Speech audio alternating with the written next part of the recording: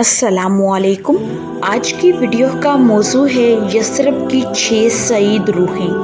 اعلان نبوت کے 11ویں سال موسم حج میں حج کے لیے ملک عرب کے مختلف حصوں سے مکہ کی طرف قافلے آنے شروع ہو گئے اور آپ صلی اللہ علیہ وآلہ وسلم ان باہر سے آنے والے قافلوں کے قیام گاہوں پر جا جا کر اسلام کی تبلیغ فرماتے تھے۔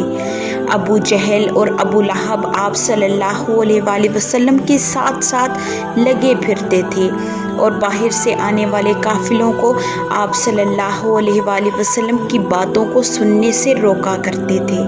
اس لیے نبی صلی اللہ علیہ وآلہ وسلم ایک حکمت عملی کے تحت رات کی تاریکی میں قبائل کے پاس تشریف لے جاتے تاکہ مکہ کا کوئی مشرک رکاوٹ نہ ڈال سکے۔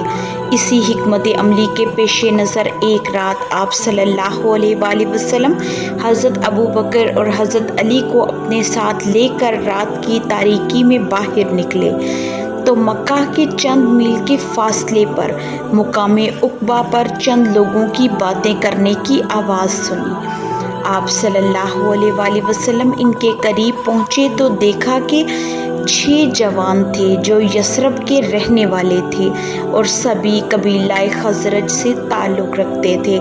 آپ صلی اللہ علیہ وآلہ وسلم نے ان کے پاس پہنچ کر دریافت کیا کہ آپ لوگ کون ہیں؟ تو انہوں نے کہا ہم قبیلہ خزرج سے تعلق رکھتے ہیں۔ آپ صلی اللہ علیہ وآلہ وسلم نے فرمایا یعنی یہودی کے حلیف؟ بولے ہاں۔ پھر آپ صلی اللہ علیہ وآلہ وسلم نے ارشاد فرمایا کیوں نہ آپ حضرات بیٹھیں تاکہ کچھ بات چیت کی جائے، لہٰذا وہ لوگ بیٹھ گئے۔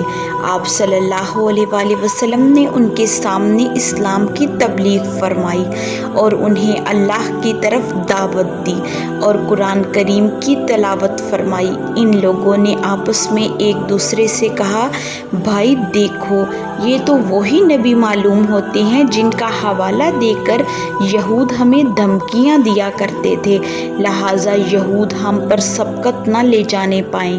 چنانچہ انہوں نے آپ صلی اللہ علیہ وآلہ وسلم کی دعوت قبول کر لی اور مسلمان ہو گئے۔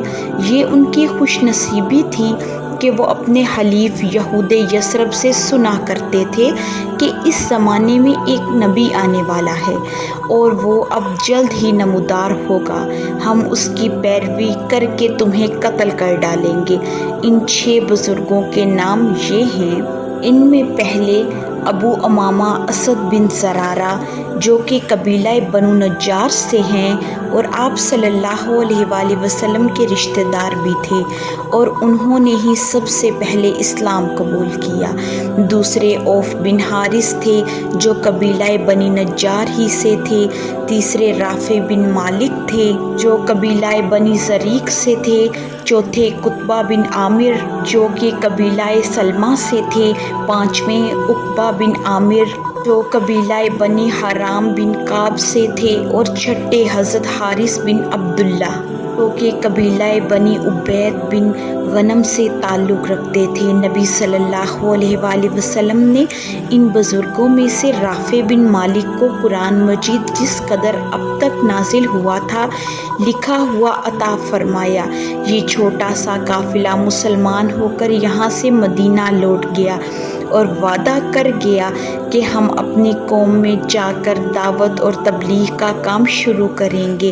چنانچہ انہوں نے جاتے ہی اسلام کی تبلیغ شروع کر دی اور مدینے کے ہر گلی کوچے میں رسول اللہ صلی اللہ علیہ وآلہ وسلم کا چرچا ہونے لگا۔ ویڈیو کو اینڈ تک دیکھنے کا بہت شکریہ۔ کل کی ویڈیو میں ہم رسول اللہ صلی اللہ علیہ وآلہ وسلم کی مکی زندگی کے مزید پہلوؤں کے بارے میں بات کریں گے۔ اگر آپ کو آج کی ویڈیو پسند آئی ہو تو لائک، شیئر، کمنٹ اور سبسکرائب ضرور کریں اور گھنٹی کے نشان کو دبائیں تاکہ آپ کو آنے والی ویڈیوز کی اپڈیٹس بر وقت ملیں۔